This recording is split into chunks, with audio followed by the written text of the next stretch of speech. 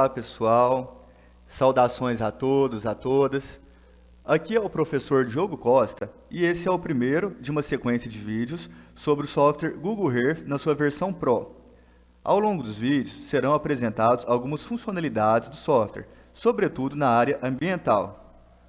Antes de falar das suas propriedades, das suas funcionalidades, gostaria de trazer alguns aspectos gerais do software. É um software gratuito. Essa versão era uma versão paga até um tempo atrás e agora ela é uma versão gratuita, ou seja, todos podem ter acesso a ela. Com isso, a gente pode agora ter acesso a imagens de alta resolução, medidas mais precisas, visualização de camadas com mais dados, planejamento detalhado de rotas e gravação de vídeos. Itens que não são possíveis nas outras versões do Google Earth. Além disso, o software possui algumas funcionalidades de sistema de informação geográfica, apesar de não ser considerado um software de SIG. Dentre essas funcionalidades, citamos a visualização de imagens de alta resolução espacial e a possibilidade de trabalhar com layers de software de SIG, como os arquivos KMZ e KML. Além disso, o software possui algumas ferramentas de análise espacial, possibilitando, por exemplo, trabalhar com layers de distância, de área e pontos com coordenadas. Então aqui nós temos algumas aplicações do software Google Earth, sobretudo na área ambiental. 1. Ele pode ser utilizado para a criação de plantas simplificadas, como aquelas que constam do Cadastro Ambiental Rural, no documento autorizativo para intervenção ambiental do Instituto Estadual de Florestas do Estado de Minas Gerais e também em processos de licenciamento ambiental. 2. Pode ser utilizado para a elaboração de croquis e rotas de acesso.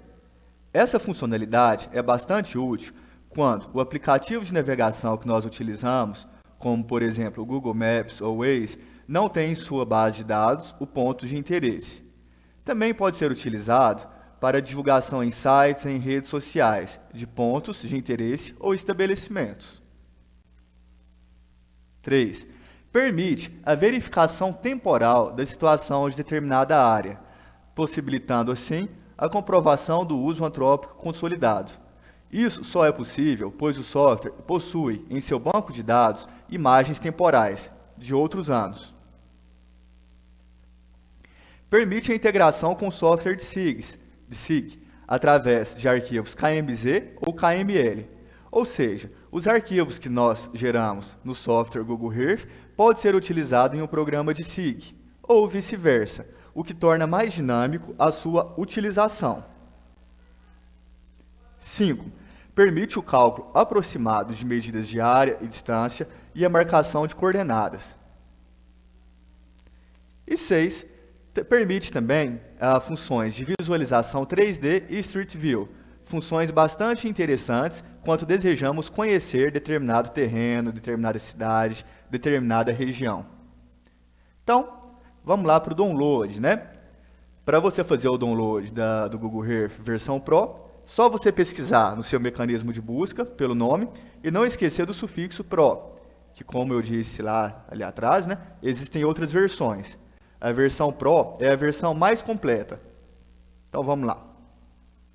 Então pessoal, eu fiz a busca aqui no mecanismo de busca, foi retornado aqui os resultados.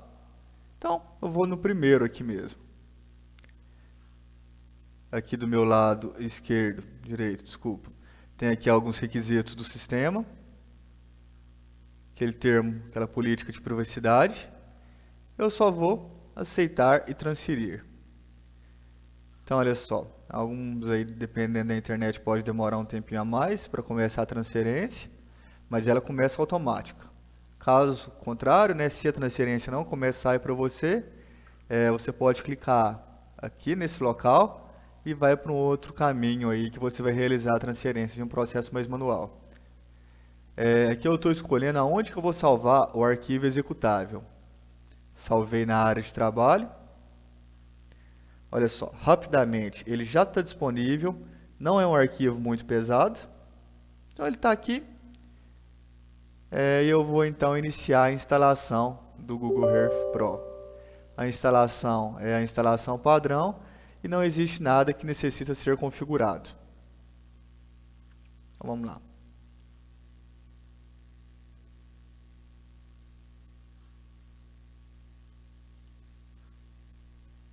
Instalação concluída. O software então ele foi baixado, foi instalado e temos aqui a sua tela inicial. Então a gente vai fazer algumas breves configurações aí antes de iniciar a utilização de forma prática. O que a gente tem aqui nessa primeira tela? Algumas dicas de inicialização. São dicas bastante divertidas, como por exemplo encontrar a nossa casa, usar recursos de tour, que a gente pode, por exemplo, conhecer países, conhecer regiões distantes das nossas.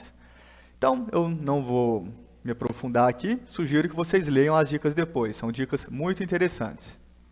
Eu vou fechar. Fechei, e olha só, por padrão, quando nós inicializamos o programa, aparece aqui o globo terrestre. Então, como normalmente trabalhamos com alguns lugares próximos, regiões próximas, eu vou configurar aqui, eu vou escolher a região do meu interesse, tudo bem? E eu vou marcar esse local aqui como local de início. Então isso permite que toda vez que eu inicializar o software, ele seja direcionado para esse local. Ok. Peço que vocês confiram também se o padrão de coordenadas adotado é esse padrão aqui, tá? Coordenadas planas.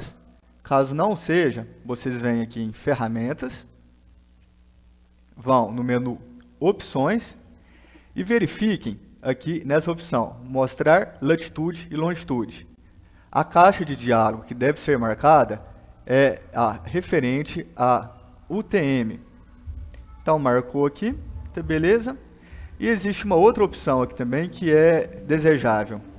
Em navegação, normalmente quando nós aproximamos de uma região, nos aproximamos de um local, o que eu fiz aqui agora, vocês podem ver que o programa ele tende a mostrar uma visão horizontal.